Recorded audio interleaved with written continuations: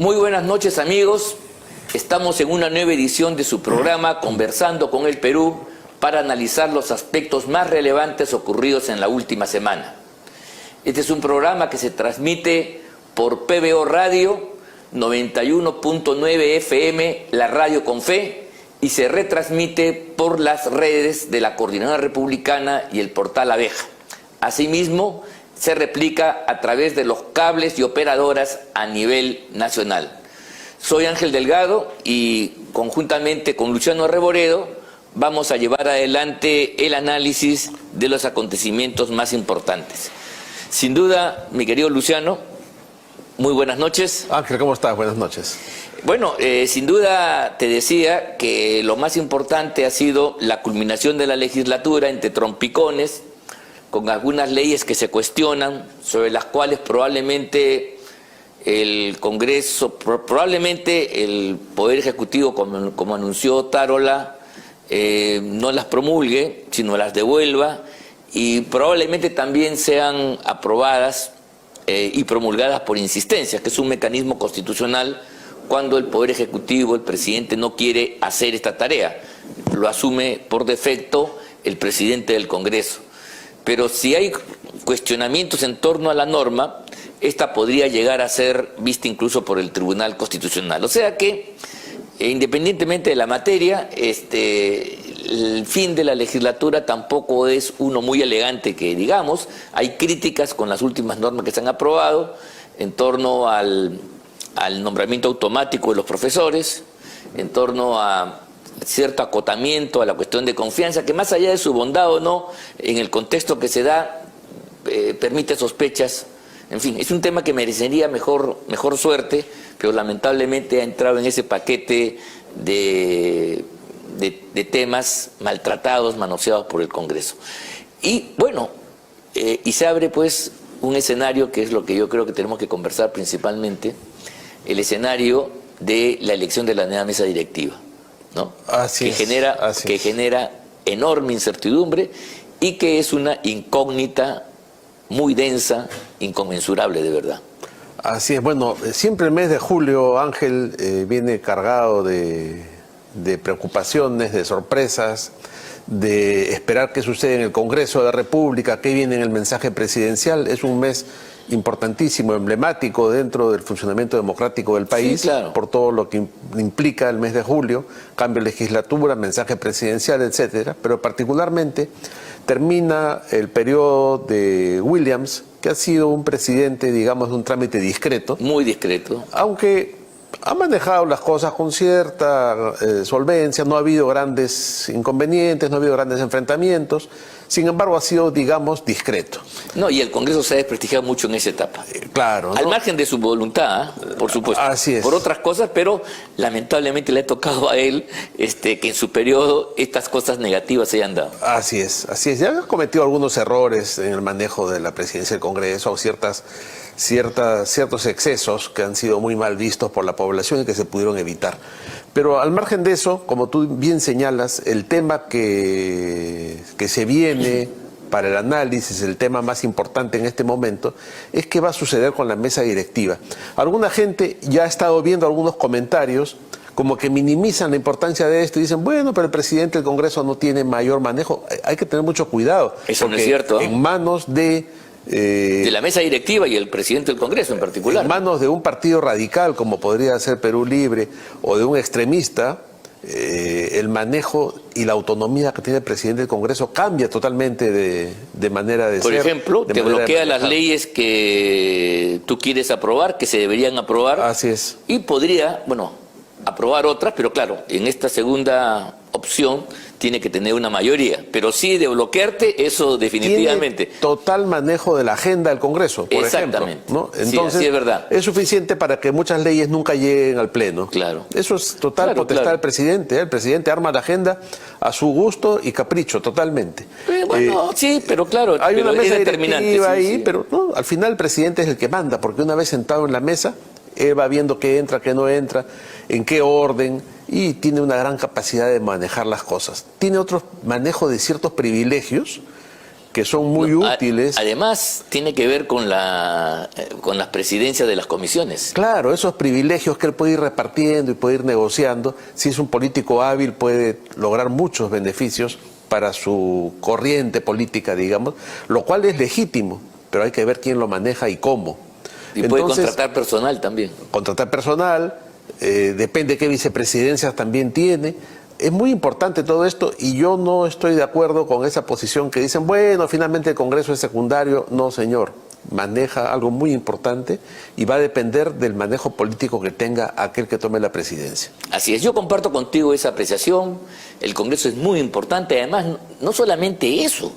Recordemos, amigos, que en la lucha contra Castillo, contra la ofensiva antidemocrática y totalitaria que hemos vivido, y eso no hay que olvidarnos jamás, el Congreso cumplió un rol fundamental. Así es. Le puso freno conjuntamente con la movilización ciudadana y ahí entonces se impidió que el castillismo pudiera desplegar toda su fuerza, toda su energía. O sea, hubo el Congreso le dio cara, se plantó frente a un ejecutivo que quería inclusive aprobar un referéndum, pero no una constitución. Se sacó adelante una serie de normas que permitieron destrabar, por ejemplo, el Tribunal Constitucional. Así ¿no? es. El tema de SUNEDU, que estaba en manos del caberaje. O sea, sí, se cumplieron algunas cosas importantes y sobre todo el Congreso reaccionó rápidamente cuando Castillo pues intentó dar el golpe de Estado y terminó destituyéndolo del poder, lo vacó del poder. Entonces sí, el Congreso es muy importante por todo eso. Imagínate tú con un presidente vinculado a Pedro Castillo, eso simplemente no se hubiera producido, porque simplemente no convocaba la reunión o la postergaba y las cosas hubieran sido de suerte distinta. Lo que sí es, y esto es lo que yo quiero compartir contigo, es que hace 2 años, y durante 2 años, había una clara mayoría democrática, un bloque firme y compacto que jalaba inclusive al centro vacilante y garantizó hasta en 3 oportunidades una mayoría democrática para la mesa directiva. Lo que ha sucedido, y esto vamos a analizarlo, es que ese escenario ya no existe. Por razones que vamos a conversar con ustedes, amigos, el hecho cierto es que hoy hay una descomposición, ese bloque se ha roto, hay imputaciones de uno u otro lado contra los fujimoristas, estos contra los de Renovación Popular, y si bien el otro bloque no está tampoco muy unido, que digamos, eso impide que tengamos la certeza que podíamos tener 2 años atrás de que la mesa directiva iba a permanecer en manos democráticas. Eso es lo que se ha puesto en juego, en cuestión. Así es, así es. Ahora, lo que es cierto también es que el juego parlamentario permite esto del planteamiento y replanteamiento de cierto tipo de alianzas. Sí, claro. ¿No? Entonces, claro, desde un punto de vista de los que nos inscribimos en los sectores democráticos, la gente del centro, de la derecha, ve con cierto terror y con preocupación cómo es posible que Fuerza Popular termine aliándose con la izquierda, ¿no? Lo que parece un pacto antinatura. Sin embargo, está dentro de las posibilidades de lo que es el juego democrático del Congreso y se ha visto en anteriores gobiernos ese tipo de alianzas para resolver precisamente la conformación de una mesa directiva. Sin embargo, es algo muy extraño lo que ha sucedido, lo que está sucediendo. Y habría que pensar a qué apunta, qué cosa busca Fuerza Popular al conformar una mesa directiva que cada vez es más clara, ¿no? Probablemente la señora Juárez ocupe la presidencia o la vicepresidencia y Cerrón intercambie el cargo con ella. Eso cada vez es más evidente por las declaraciones que estamos viendo. Pero ¿qué cosa está detrás, Ángela? ¿Qué cosa apunta Fuerza Popular cuando era mucho más cómodo y mucho más viable esta alianza de los movimientos de centro-derecha que tenían ya prácticamente una mayoría asegurada? Eso ya no existe. Eso ha sido pulverizado, lamentablemente, mira tú, después de la victoria que significó el 7 de diciembre a primeras horas de la tarde, cuando el Congreso mayoritariamente, inclusive por más de 103, 4, 5 votos, decidió vacar a Pedro Castillo. O sea, esa impronta, que era el remate de una posición del Congreso al lado del pueblo democrático, es lo que se ha venido disipando, perdiendo, cayendo, por múltiples razones. Y que se ha mantenido en la elección de vicepresidentes, en ciertos cambios que ha habido, en el nombramiento de Muñante, pero cada vez fue más débil, ¿no? Cada vez fue más débil, más difícil. Ahora bien, yo quisiera, antes de entrar a ver qué cosa hay detrás, que siempre es lo que ustedes, amigos, pretenden que nosotros avancemos, un poco corregir algún error que tu pregunta me permite a mí poner aquí en la mesa. El Congreso tiene una mayoría que refleja la composición de opinión, el humor nacional. Entonces hay mayorías y minorías que han resultado del voto. Y es muy difícil que una fuerza, una posición tenga la hegemonía plena. Entonces siempre se van a requerir alianzas. Obviamente las alianzas son entre los afines, pero la afinidad puede cambiar según las circunstancias. Yo no creo que el problema sea en que se vote en conjunto, ni que se conforme comisiones en conjunto, ni siquiera que se pueda formar una directiva en conjunto, sino la pregunta es ¿hacia dónde y para qué? No sé si me explico. Así es. Porque, por ejemplo, cuando se votó en conjunto la renovación del Tribunal Constitucional, verdadero emporio de caviares, vizcarristas, lagartos y lagartijas, que había ahí, acuérdate, ahí hubo un voto general, la izquierda mayoritariamente votó por eso y entonces se renovó el Congreso. Igual fue cuando se desechó al caviaraje del Ministerio de Educación y sobre todo de SUNEDU. SUNEDU. Claro, y todos aplaudimos. Y todos hemos aplaudido eso. Esa alianza, entre comillas. Bueno, que no nos haya parecido tan bueno por el personaje, el nombramiento de defensor del pueblo a Josué Gutiérrez. Bueno, es un tema de perdón, pero está en esa tónica, está en esa lógica. Y mañana podría darse también una alianza que haga una mesa del Congreso multipartidaria, con presencia de la izquierda. El problema es para qué. Creo que eso es porque son los usos parlamentarios. Y el asunto está que en otros tiempos, donde el castillismo estaba a la ofensiva, ¿no? Cualquier concesión al castillismo en el terreno parlamentario, ya sea en la mesa directiva, ya sea en las comisiones importantes, era fortalecer el poder de Castillo desde el gobierno, desde el Ejecutivo. Bueno, eso no ha sucedido el día de hoy. Entonces ya no tenemos esa amenaza inminente. Y entonces yo lo que quiero entender es que en este afán de durar, de permanecer, de aferrarse al poder que tienen todos, los de izquierda y de derecha, entonces esta composición de la mesa directiva está reflejando fundamentalmente ese ánimo de permanecer hasta el año 2026, hasta julio, 32 meses por delante, ¿no?, en el ejercicio de estas funciones y este poder. Creo que eso es lo que está detrás. La otra pregunta que sí es más difícil de responder, mi querido Luciano, es si eso es positivo o no para el país. ¿Te das cuenta? Claro. Ese es el otro tema. Pero creo que estas alianzas, ya no está Castillo, ya no está el Lobo Feroz, el Perú no es que esté en mejores condiciones, pero nos ponemos de acuerdo todos para durar hasta el año 2000. Y ese propósito coincide totalmente con el deseo de Dina Boluarte de también permanecer en el poder. Entonces han convergido opiniones, tesis distintas, opiniones que ideológicamente están en los extremos, pero en el afán de durar, todo se junta. Ahora, es un enfoque muy inteligente el que haces, Ángel, y finalmente los grandes perjudicados de este tipo de alianza, entre comillas, han venido siendo siempre los sectores caviares, ¿no? Cada vez que se ha juntado el voto fujimorista y conservador con un sector de la izquierda radical, ha sido,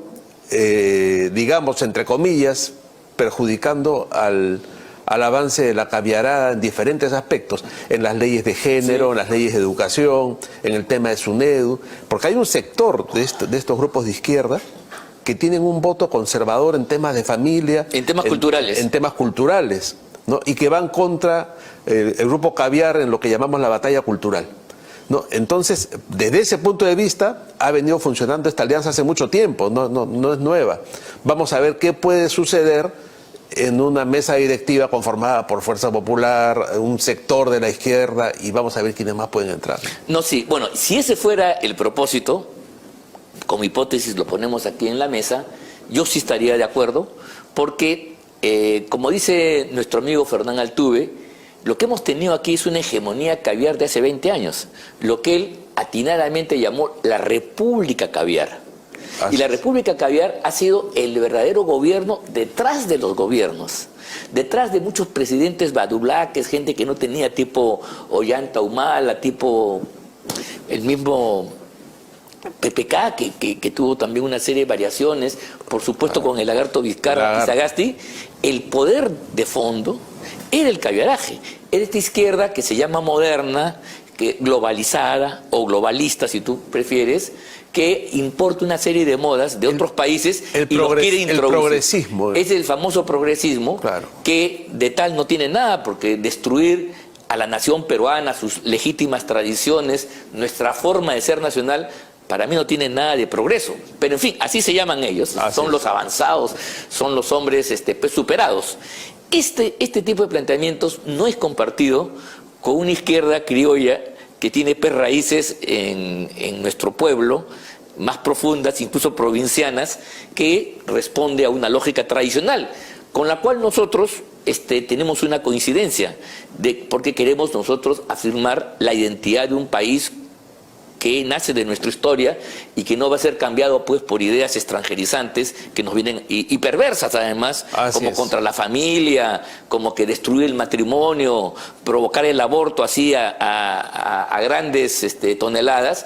Esas no son ideas que a nosotros, los demócratas y quienes tenemos principios, nos satisfacen.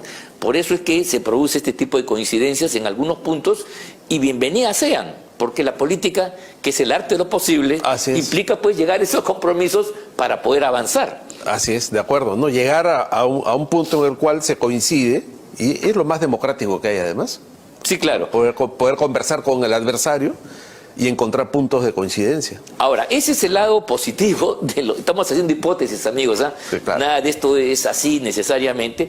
El lado positivo es que se podría producir una suerte de amalgama entre gobierno y Congreso, cosa que en abstracto estaría muy bien, salvo que el escenario o el contexto es proceloso, es tormentoso en extremo. Y además, ni del Congreso ni del gobierno ha habido voluntad ni capacidad para remontar las cosas. Este es el gran problema de fondo, creo yo. O sea, el adelanto de elecciones, con el cual yo he estado de acuerdo y sigo estando de acuerdo, implica que, a pesar del riesgo, ¿no? Primero, las izquierdas llevan en un año, imagínate elecciones en febrero, las izquierdas no tenían ninguna posibilidad, desaparecían como peligro del origen, y en el Congreso se iban a reducir a su mínima expresión, porque evidentemente el peso y el recuerdo de Castillo estaba demasiado patente, era una cosa totalmente obvia. Muy bien, pero esa situación, ¿no?, tenía como contrapartida que no había una alternativa por el lado democrático. Pero yo soy de los que ya creo, te digo, que en nuestro país durante mucho tiempo no vamos a ver un candidato años previos a una campaña que se dibuje.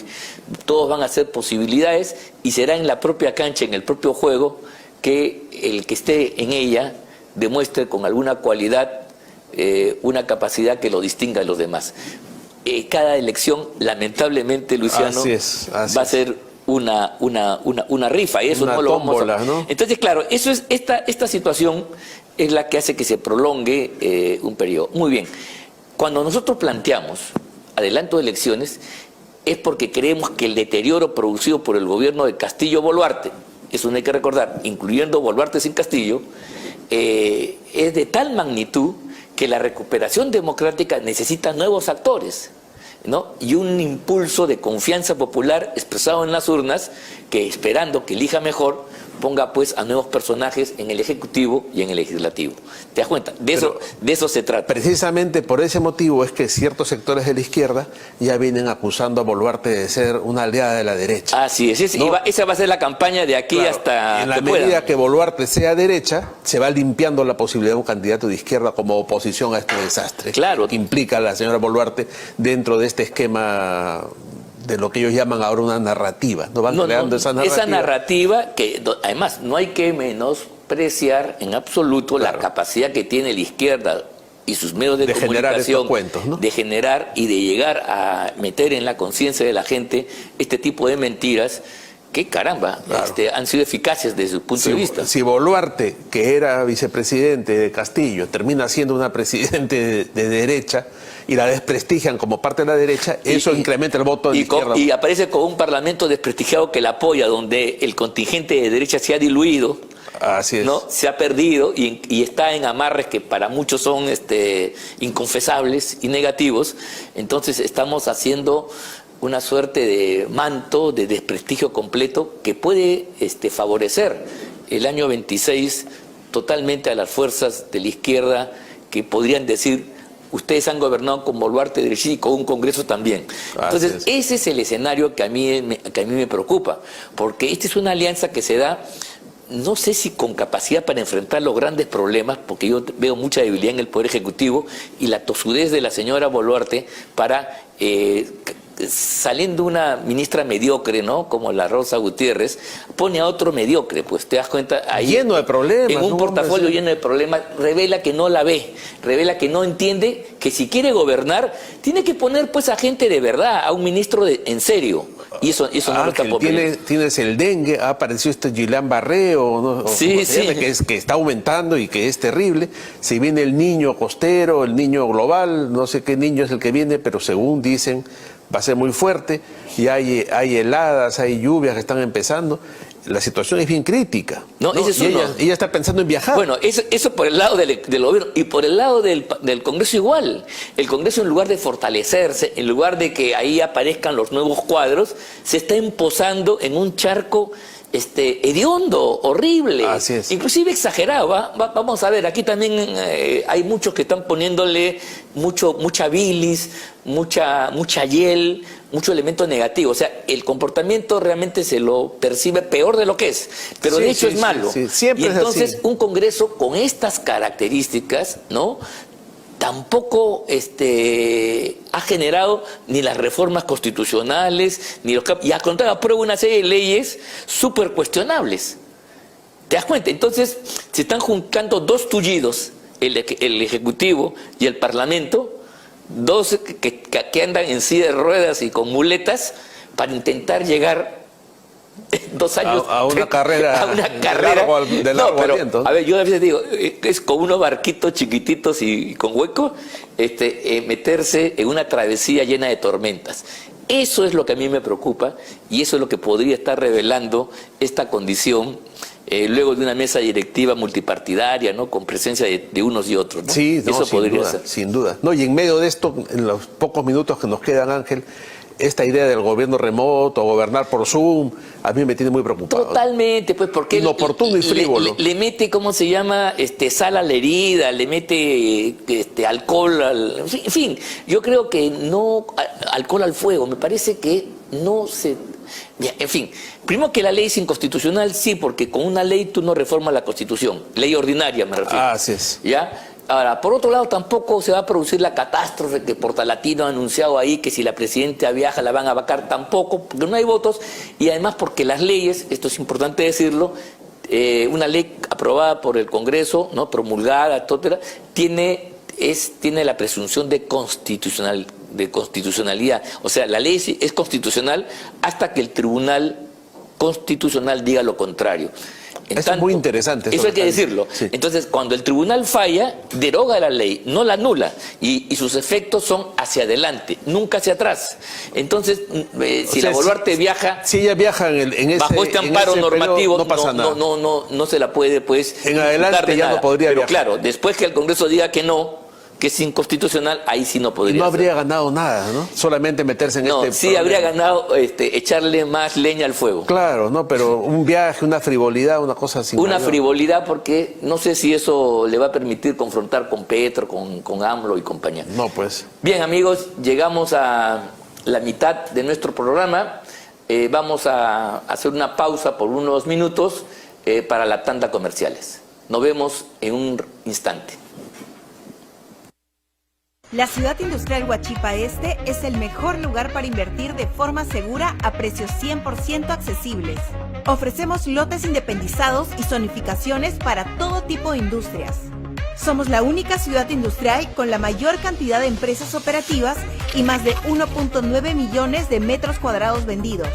Ya son más de 120 propietarios que confían en nosotros. Ciudad Industrial Huachipa Este, el eje industrial de los grandes empresarios.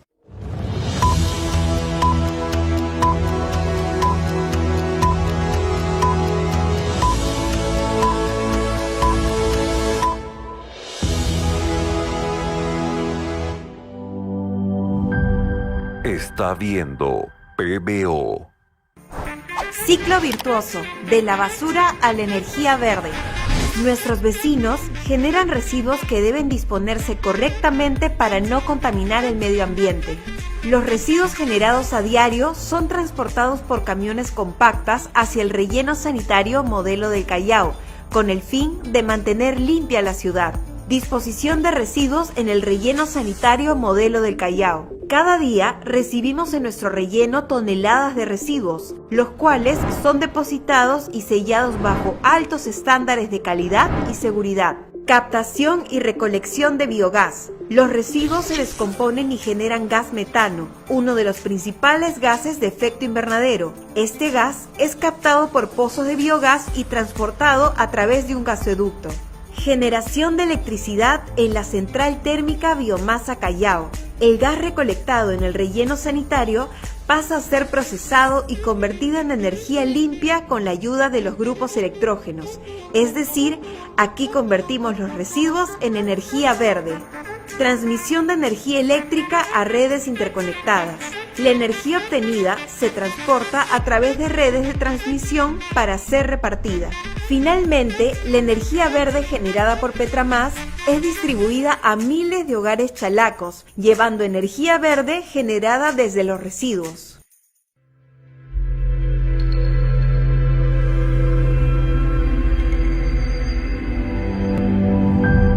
Está viendo PBO.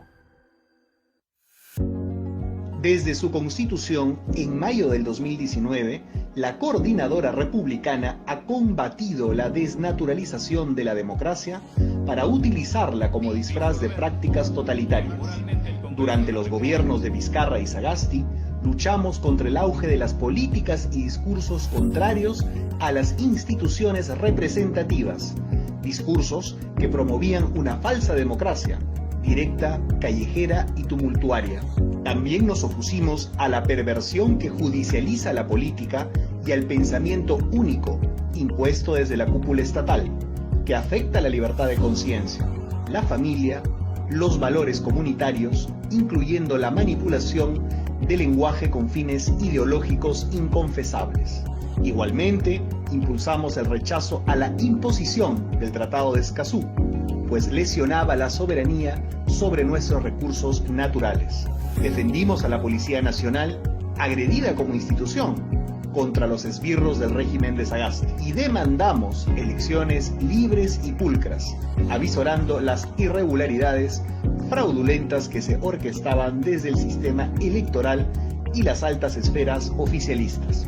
Más adelante, la Coordinadora Republicana concurrió con otras organizaciones democráticas a enfrentar al gobierno de Pedro Castillo, no solo por su objetiva incompetencia y gravísima corrupción, sino porque era una amenaza cierta a la Constitución histórica del Perú, al pretender sustituirla introduciendo un Estado plurinacional, antagónico a la nación peruana, además de perpetuarse en el poder como en Cuba, Venezuela, Nicaragua, entre otros países del continente. Y ahora, tras la vacancia del golpista Castillo, La Coordinadora Republicana viene trabajando para unificar a los patriotas, de modo que la transición iniciada arribe a su destino democrático, denunciando tanto las vacilaciones oficialistas como los arrestos violentistas y subversivos opuestos al desarrollo republicano y popular, a la grandeza del Perú y la felicidad de los peruanos.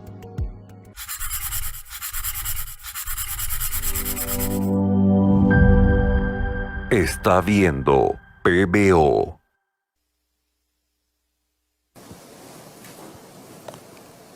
Amigos, estamos de regreso en el programa.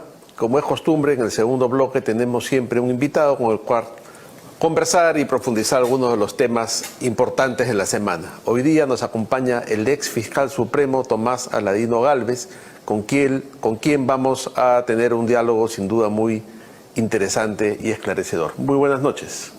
Buenas noches. Muy buenas noches, Tomás. Un gusto que estés con nosotros para hablar de asuntos de suma importancia. No, gracias a usted más bien por la invitación. Aquí estamos. Así es. Un tema que quisiéramos plantear brevemente, sobre el cual ya se ha hablado bastante, es la situación de Zoraida Ábalos, ¿no? Que ha sido, como es público y conocido, sancionada, ha pasado por un proceso en el Congreso. ¿Cuál es su comentario al respecto? Mira, yo he comentado al respecto efectivamente, y la verdad es de que esa destitución, si se quiere, o inhabilitación, Así es. Debería de haberse hecho hace rato. ¿Por qué? Porque esta señora ni siquiera mereció acceder a la Fiscalía Suprema y menos a la Fiscalía de la Nación. Porque su nombramiento como fiscal suprema fue altamente cuestionado.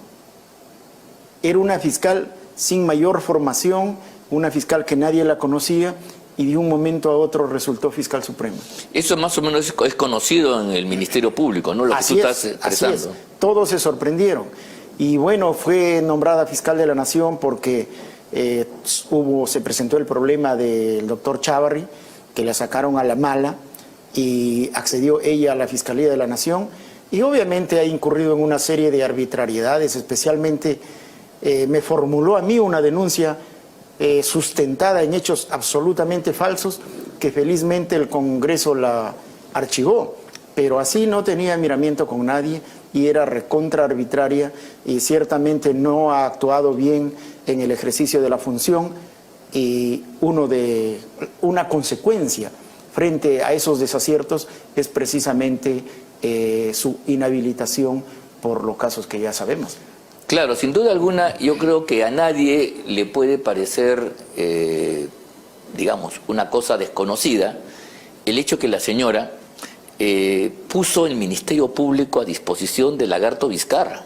O sea, subordinó una institución fundamental para la vía democrática y el régimen constitucional al favor de un gobierno y sus propósitos, porque bajo sus órdenes actuaron un conjunto de fiscales que golpearon a la oposición a Vizcarra, que metieron presos abusando de una serie de facultades como la prisión preventiva, cosa que hemos conversado en otras oportunidades, etcétera. O sea, esto es un hecho que yo creo que es incontestable, está a la vista, y a la hora de tener una apreciación, esto debe estar por delante, como lo hizo en su tiempo Blancanelli Acolán en los años del fujimorismo, que también esta señora guarda un paralelo en su actuación. Se convierte en agente político, ¿no? Se convierte en agente político y hace que el Ministerio Público pierda pues la objetividad y la imparcialidad propia de su independencia y empiece al cubileteo político como ha venido sucediendo. Además, con muy pocos resultados, porque todas las investigaciones de Lavajato, que sus estrellas, el señor Domingo Pérez y el fiscal Vela, ¿no? No ha llegado a fin. O sea, esto es como en el deporte del fútbol, mucho chiche en la media cancha, tiros hacia atrás. Pero no hay goles. Ningún gol. O sea, ¿y cuál es el gol para un fiscal? Que su acusación fiscal, ¿no? Corrígeme, termine pues en una sentencia que le dé la razón a todos los años de investigación. O por lo Pero menos que termine con el esclarecimiento de los hechos, ¿no? Claro, pero aquí ha pasado ya Acá no casi pasa 7 nada. años en muchos casos. Por lo menos que haya una acusación. 7 años, y las acusaciones hasta donde tenemos tendido han sido sucesivamente rechazadas. Por lo menos, ni siquiera por eso, ¿no? el juez el juez competente, el juez de la causa, ¿no? Esto es una Y mira, cosa inadmisible, un ¿no? punto clave que hay que tener en cuenta acá es que en los últimos tiempos, a raíz de la inhabilitación de la señora Zoraida Ábalos, se habla que hay que protegerla, porque hay que defender la democracia. Pero ¿qué sucede? Más bien la democracia fue puesta a mal traer por esta señora, porque ella politizó la administración de justicia, politizó el funcionamiento de la Fiscalía, del Ministerio Público, y más bien hirió gravemente a la democracia. Así es. Entonces, ahora que salga del sistema, obviamente es muy bueno para la democracia, no al contrario. Permite recuperar, pues claro, efectivamente. Y hay que ver la forma en que se maltrató, se humilló y cómo se sacó del camino a Chávarri para colocarla a ella. Eso es muy importante porque aquí hay algunos que dicen como si desconocieran la historia reciente de que se siente un precedente. ¿Qué precedente? Ya lo que se le hizo a Chávarri, lo que se le hizo a Tomás Gálvez, en realidad ya son, y a otros más, no solamente a ustedes, sino a otros, para tener un control del Ministerio Público, fue una cosa atroz. Con la prensa, con el Congreso, con manejando una opinión pública interesada, manipulando información que en un juicio debiera ser totalmente reservada o discreta. Paralelamente a la creación de la Junta Nacional de Justicia y todo este manejo que se hizo de los cuellos blancos, ¿no? O sea, no sé, a ustedes lo sometieron a una serie de maltratos bajo el supuesto de investigaciones. En realidad, justamente, y no se ha hablado mucho del caso de las fiscales del Callao. Así que es. se reunían constantemente con el expresidente Vizcarra, donde prácticamente... En su edificio. Donde prácticamente le daban cuenta qué es lo que tenían que hacer y qué es lo que iban a hacer. Así es. Y ciertamente esta fiscal Sandra Castro, que obviamente de derecho no sabe tanto como yo de medicina nuclear, resultó siendo la estrella en las investigaciones. Pero esta fiscal realmente manipuló todo. Y por eso es que gran parte del caso de los cuellos blancos también en este momento no se está acreditando, si se quiere, porque gran parte de eso también es inventado. Y fue esta fiscal que inventó cosas y, por ejemplo, dijo algo que ya lo hemos dicho siempre, pero hay que tenerlo presente bien. Ella dijo de que en el Ministerio Público, en la Junta de Fiscales Supremos, estaba la organización criminal de los cuellos blancos. ¿Por qué? Porque habíamos elegido fraudulentamente como fiscal de la Nación a Pedro Chávarri. Se llegó a decir esa barbaridad. Ese era el sustento, ese era el fundamento de la imputación que sigue en nuestra contra. Imagínate. Cuando en realidad, antes que yo sea fiscal supremo, ya lo habían elegido a Chávarri, porque dijeron que era fiscal el más antiguo. Sí, y en ese momento, en la elección, la que lo propuso fue precisamente Zoraida Ábalos.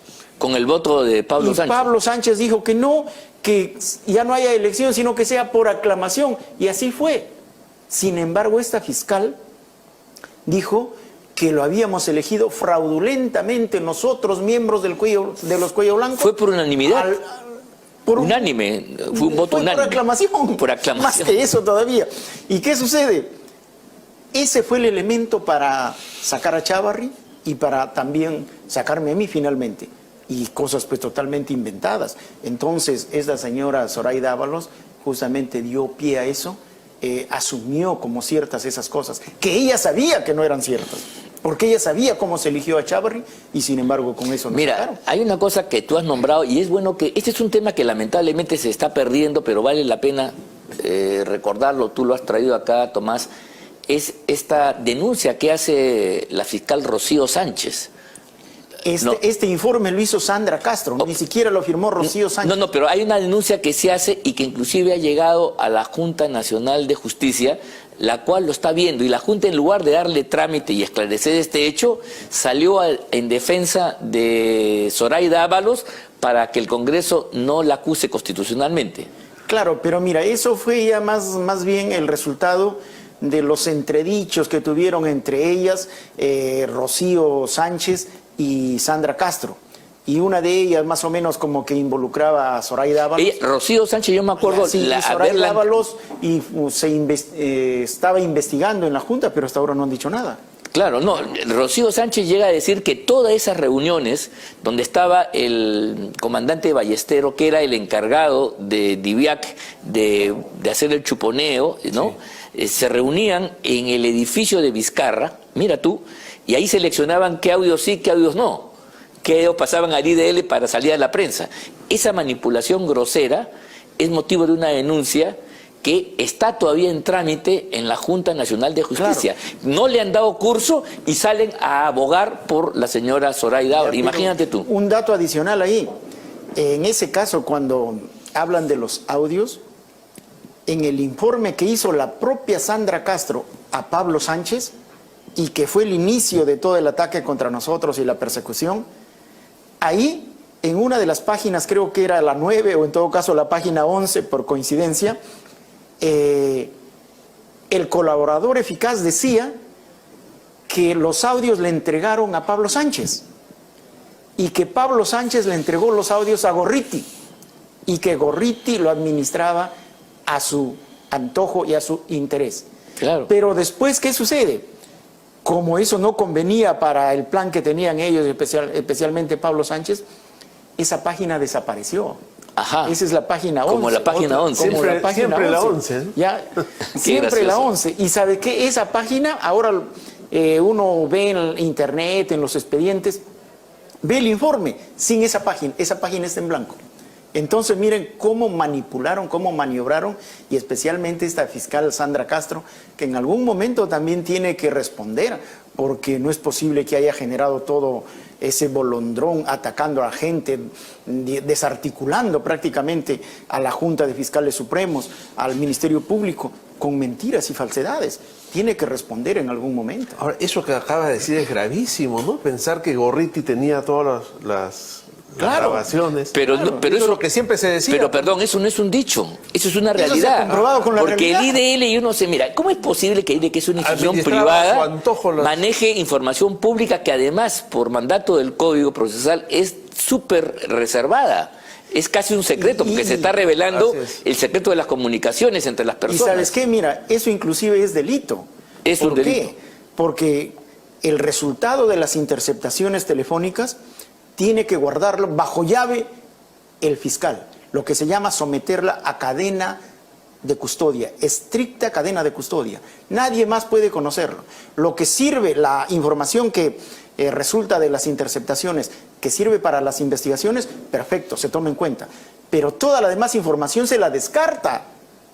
Pero acá han hecho exactamente lo contrario. Esa información le han entregado supuestamente a Gorriti, como decía el colaborador eficaz, y estaba señalado en el informe de Sandra Castro, lo administró a su antojo y le entregaron todo el material a él. Eso es un delito y la verdad que eso es grave. Pero nadie ha dicho nada hasta ahora. ¿Y sabes de qué? Que después, para otros casos, por ejemplo, cuando estuvo postulando para la Junta Nacional de Justicia, un conocido nuestro, el doctor Marco Falconi, ¿no? De esa misma fuente sacaron una conversación que había tenido supuestamente Inostroza con él, que más no decía nada, porque era solamente llamadas, pero ese elemento que salió después que él acreditara para ser miembro de la Junta Nacional, como no era parte del cayaraje, le sacaron como elemento para desaprobarlo y sacarlo información que venía del IDL, de ese paquete de audios que habían sido obtenidos a través de ese medio y que indebidamente estaban bajo, no la custodia de cadena, de nada, sino estaban en las oficinas del IDL. Y justamente esa información la Fiscalía tenía que desecharla, no utilizarla para otras cosas y peor, para perseguir a la gente o para hacer daño a la gente. Y eso es delictivo y es responsabilidad de las dos fiscales y seguramente también de Pablo Sánchez, si es que se acredita la versión del colaborador eficaz que dice precisamente que supuestamente las fiscales, supongo que Sandra Castro, le habría entregado la información a Pablo Sánchez y Pablo Sánchez le entregó a Gorriti. Eso es lo que decía en el informe. Porque las noticias salían como de la prensa, del IDL, ¿no? Claro. El IDL era el que sacaba y Gorriti salía a defender, a argumentar. O sea que eso está más que acreditado, es un hecho. Lógico, él tenía toda la información. O sea, la versión del colaborador sirve solamente para ver más o menos cómo llegaron los audios a Gorriti. Que los audios los tenía Gorriti, creo que de eso ya no hay Era ninguna público, duda. yo no De eso decía, no hay ¿cómo es ninguna posible duda. que el IDL siempre tenga a última hora la filtración de la información? ¿Qué pasa en la fiscalía? Claro. Ahí está la prueba, ¿no? Claro, era una hazaña periodística cuando en el fondo era parte de un complot donde Sánchez pues estaba entregando información que no podía disponer a una entidad privada. Para que la use a su antojo y contra quien él consideraba que no sus Claro, lo que pasa es que todo eso fue con consentimiento del Lagarto, que era el presidente de la República, y entonces fue realmente un golpe de Estado contra la democracia, contra las instituciones. Una cosa siniestra, ¿no? En una cosa absolutamente siniestra. Yo espero que algún día este asunto se pueda terminar de descubrir, como se está descubriendo esta patraña que también se generó en torno a la DEA y la señora Keiko Fujimori, que le impidió en la última semana ganar una elección que, según las encuestas, ya estaba casi en su bolsillo. Ese tipo de cosas y maniobras son realmente reprobables. Usted, amigo, puede tener cualquier opinión, ser de izquierda, derecha, en fin, eso no estamos aquí en democracia discutiendo, pero usar métodos vedados para imponer, desacreditar, destruir a personas, tiene que ser erradicado del escenario político si es que queremos que la democracia de verdad triunfe, ¿no? Así es, son métodos mafiosos que hay que descartar, de hecho, ¿no? No puede permitirse que desde un gobierno con el poder que tiene se maneje infiltración que debiera ser protegida para desprestigiar a uno o al otro o para beneficiar a uno o al otro. No, este es un tema fundamental. Yo quería aprovechar que Tomás Gálvez está aquí y tiene un amplio conocimiento, algunas preocupaciones que se han expresado ya en medios en torno a, por ejemplo, ¿por qué hay tanta demora en los casos que tienen que ver con Vizcarra? Te voy a decir por qué. Porque Vizcarra fue desfenestrado, ¿no? Fue vacado, gracias a que se conoció a través del diario El Comercio una información relativa a un expediente que llevaba, una carpeta que llevaba Suárez Atoche, el fiscal de entonces, donde se acreditaba de manera fehaciente, contundente, la comisión de delitos por parte de Lagarto Vizcarra cuando era gobernador, cuando era presidente regional de Moquegua, ¿no? Ahí se habían acreditado 5 o 6 colaboradores eficaces de empresas que fueron extorsionadas por este personaje para que le dieran $1 millón a cambio de dar la buena pro para un hospital, creo que se iba a llevar acá.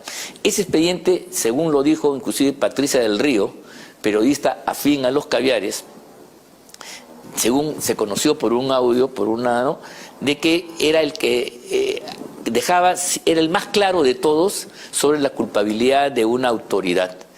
Y sin embargo, mira tú, a pesar que se anunció en el año 2020, estoy hablando fines del año 2020, se anunció que esto ya estaba por terminar y pasar pues a la etapa de juicio oral como corresponde, eso no ha sucedido.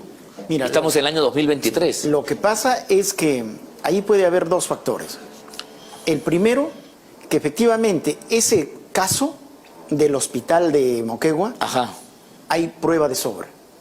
Ese caso debían desacumularlo o en todo caso no acumularlo con los demás y que seguir su curso y estaría condenado. Claro, definitivamente. Sería el primero que es condenado por un juez. Acá, ¿qué ha pasado? Y lo han acumulado con un montón de casos más. Mientras investiguen el resto, este punto que está totalmente acreditado respecto al hotel de Moquegua, sigue ahí durmiendo el sueño de los justos porque va a ser, se supone, parte de una acusación general. Y ahí está el riesgo porque dentro de todas esas acusaciones no todas pueden acreditarse y al final puede diluirse inclusive el mérito probatorio del caso del hospital de Moquegua. Ese es un riesgo. Y además no hay que olvidar que así como estas fiscales del Callao, Sandra Castro y Rocío Sánchez, que estaban condicionadas y que trabajaban en un primer momento con Vizcarra, claro que Rocío Sánchez después la acusa a Sandra, sí, la acusa. pero ella también iba. Sí, no, yo sé, claro. Entonces ahí estaban las dos. así como estas despachaban prácticamente con Vizcarra, también no hay que olvidar que Vizcarra era prácticamente el protector de Vela y todo su equipo. José Domingo y todo ello, recuerden que dejó de asistir a la juramentación de Bolsonaro para venir a protegerlos cuando Chávarri dispuso que su retiro del equipo. Entonces también otra de las explicaciones de la demora de estos casos es que justamente Vizcarra era su protector. Ahora, entonces, en la medida que puedan por ahí hacerla larga o puedan desvirtuar o puedan, hay que tener cuidado, ocultar la prueba, lo van a hacer. Eso no... Pero es terrible lo que dices. Es terrible, pero es que eso es la verdad. Porque, a ver, hablando como abogados, esa decisión, ¿no? O peor, magistrados, tú lo has sido, de acumular, que es una opción que tiene el juez, ¿no? Que tiene la fiscalía, ¿es razonable en ese caso? No, porque hay un caso que está totalmente acreditado, pues desacumulo eso y entro a juicio oral con eso y lo condeno. Pero es suficiente, el resto sigue siendo... Pero acá han hecho al revés, pues. O sea, ahí hay una intencionalidad. Claro, pues no es razonable. No es razonable, definitivamente. Porque acá lo que debería primar es el sentido común. Si ya tengo algo tan acreditado como el caso del hospital, avanzo por ahí y lo demás sigue investigando. Cierto. Si es que la voluntad del fiscal fuese... Si es que es obviamente seguir adelante con el caso y llegar a la imposición de la pena que corresponda, ¿no? De lo contrario, pues sucede lo que está sucediendo. Claro, que bueno, es un planteamiento gravísimo. No, pues eso es un asunto que todo... No estoy diciendo que así sea, pero cuando tú me pides mi opinión, una explicación, encuentro dos factores ahí. Uno, que sea un error el no haberlo desacumulado, y otro, que efectivamente pues estén sirviendo todavía a su protector Vizcarra. Sí, claro. Esa es mi opinión. Bueno, en este caso el error ayuda. Claro. Que el error sea intencionado o no, ya es otra cosa, pero que el error está ayudando a Vizcarra sin duda alguna, porque Vizcarra ya debería estar afrontando un juicio. Y la verdad, en estos casos de corrupción, amigos, lo importante... Claro, la investigación es el camino previo, pero lo importante es que finalmente la persona sea llevada a juicio y ahí se demuestre su inocencia o su culpa. Y si es culpable, se lo condene como corresponde. Eso es hacer justicia. Lo contrario, quedarse en la primera parte, no tiene sentido. Y abunda ahora los trámites que quedan a mitad de camino y no concluyen. Y entonces no hay justicia en verdad. Fíjate que eso no es el único caso. En el caso de los cócteles y en otros casos está igual. O sea, si tiene que avanzar el caso para que termine en un juicio oral y una eventual sentencia, no lo avanzan. En las cuestiones así de impacto social en la investigación, eso es lo único que se preocupa. Como las detenciones preventivas, las prisiones preventivas y todo eso, los allanamientos. Después de 2, 3, 4 años, vienen haciendo allanamientos. Sí. ¿Qué allanamiento vas a hacer a los 3 años? ¿Qué vas a encontrar? ¿No? Entonces, esas son cosas espectaculares que quieren mostrar que están trabajando, cuando realmente, si lo analizamos inteligentemente, esas son patrañas para hacernos creer todo lo contrario. Bueno, otro caso que también va a paso de tortuga es el de las Chalinas Verdes y Susana Villarán, ¿no? Sí, pues, o sea, hay mucha gente, hay demasiada gente que está libre, y sobre el cual no hay todavía el encauzamiento correspondiente. Se han hecho grandes escándalos, se han iniciado investigaciones, pero no concluyen. Otra vez, el ejemplo del fútbol es claro, es como un equipo que viene aquí a engañarnos a nosotros, juega hacia atrás y no mete goles. Claro. ¿De qué sirve? Y encima pierde por goleada. Claro, porque no puede pues hacer goles, no hace goles porque no tiene razones. Eso no sé es si te suena esta frase: qué bien juega Perú, pero pierde por 3-0. Así es. Claro. O jugamos como nunca, pero perdemos como siempre. Claro, muchos pasecitos, muchas jugadas de lujo, pero goles cero. Cero. Y el otro caso que también le preocupa a la gente, alguna vez hemos conversado cuando a mí me hacen una entrevista, otros colegas periodistas, es el caso de la señora Sada Goray también. Cada vez se está descubriendo más cosas y la preocupación que tenemos es por qué ella se le ha dado un estatus que no está correspondiendo o cada vez corresponde menos a su verdadera responsabilidad. A la situación real. O sea, ¿no? porque una cosa es ser víctima, objeto de una extorsión, qué pena, y otra cosa es ser victimaria. Y esos 4 meses era para poner un cuerpo directivo en un instituto del Ministerio de Vivienda para acreditar todos sus fines, ¿no? Claro, mira, en ese caso, obviamente recién ha empezado la investigación. Sí, claro. Eso también hay que tenerlo presente, pero se le ha hecho muchas concesiones. Entendemos que está como colaboradora eficaz. Y bueno, a un colaborador eficaz hay que tratarlo bien porque justamente está expresando su buena voluntad, ¿no es cierto?, de dar la información para que se resuelva el caso debidamente. Está muy bien. Pero acá pareciera que ha dado la información a cuentagotas. Sí, pues, Porque cada por día partes. salen más cosas Sí. y la colaboración que supuestamente estaba muy bien, resulta que no era tal, porque cada día se ve ella cada día más involucrada en más cosas. Y no ha dicho esas cosas. Y no ha dicho eso. Claro. Entonces, su colaboración, obviamente que los fiscales tendrán que evaluarla, porque no se puede seguir haciendo tantas concesiones, Sí, definitivamente. Rapidito nomás, porque ya el tiempo nos gana.